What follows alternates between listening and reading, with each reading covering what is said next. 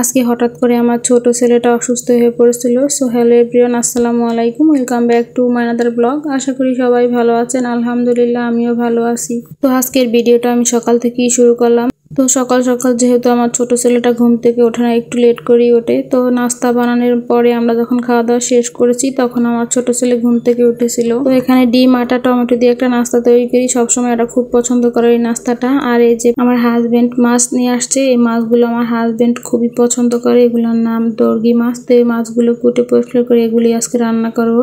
এদিকে আমার ছোট ছেলেটা উঠে গেছে, আর উঠার পর থেকে ওর শরীরটা খুবই খারাপ, তো ওর জন্য ওষুধ নিয়ে আসলাম। আর এই যে স্যালাইন খাওয়াচ্ছি, ওর প্রচুর গ্যাস বেড়ে গেছে। যেহেতু এখন প্রচুর গরম পড়ে তাই অনেক গ্যাস বেড়ে যায়, আর এমনিতেই ওর একটু গ্যাসের সমস্যা বেশি, একটু কিছু হলেই ওর প্রচুর গ্যাস বেড়ে যায়। তো আপনারা সবাই আমার ছেলেটার জন্য দোয়া করবেন, আল্লাহ যেন ওকে তাড়াতাড়ি সুস্থ করে দেয়। ছেলেমেয়েরা যদি অসুস্থ থাকে তাহলে মায়েদের একদমই ভালো লাগে না, কোনো কাজে রান্না বান্না বলেন কোনো কাজে একদমই মন বসে না। আর আমার ছেলেটা তো খুবই দুষ্ট, সারাদিন ঘরের ভিতরে কত দুষ্টুমি করে, আর আজকে কোনো দুষ্টুমি করতেছিল না, একদম নির্বিড় সারাদিন শুয়েছিল। যে মানুষটাকে আমি সারাদিনে একবার ঘুম পড়াতে পারি না, সেই মানুষ আজকে সারাদিনে 2 বারই ঘুমিয়েছিল।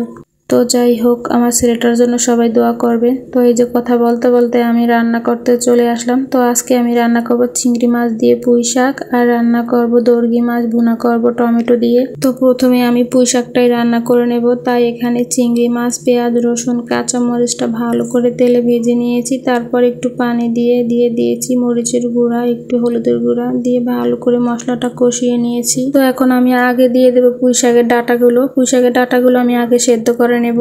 পুঁই শাকের ডাঁটাগুলো সেদ্ধ হয়ে গেলে এখানে দিয়ে দেবো শাকগুলো। পুঁই শাকের ডাঁটাগুলো আগে দেওয়ার কারণ হচ্ছে শাকগুলো তা না হলে একদমই লালচে হয়ে যাবে, যেন সবুজ সবুজ থাকে, তার জন্য আমি আগেই পুঁই শাকের ডাঁটাগুলো দিয়ে দিলাম। তো এদিকে শাকগুলো রান্না হতে হতে পাশের চুলায় এবার আমি মাছ রান্না করার জন্য পেঁয়াজ, কাঁচা মরিচ আর রসুনটা ভালো করে ভেজে নিয়ে তারপর অল্প করে একটু পানি দিয়ে তারপর এখানে মরিচের গুঁড়া আর একটু হলুদের গুঁড়া দিয়ে ভালো করে কষিয়ে নিয়েছি। তারপর মশলাটা কষানো হয়ে গেলে এখানে আমি দিয়েছি মাছগুলো আমি আগেই ভালো করে ধুয়ে রেখেছিলাম পরিষ্কার করে। তো মাছগুলো দিয়ে পরিমাণ মতো পানি দিয়ে আমি রান্না করতে বসিয়ে দিলাম।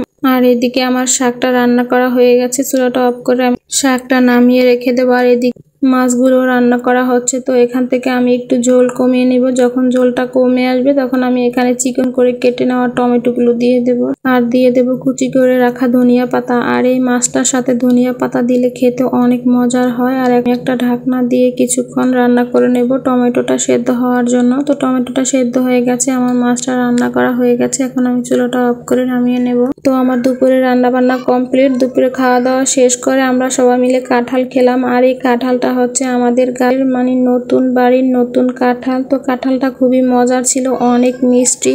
আর যদি মজা নাও হতো তারপরও নিজেদের গাছের কাঁঠাল খাওয়ার মজাটাই আলাদা। তো আজকের মতো ভিডিওটা এ পর্যন্তই। সবাই ভালো থাকবেন, সুস্থ থাকবেন, আল্লাহ হাফেজ।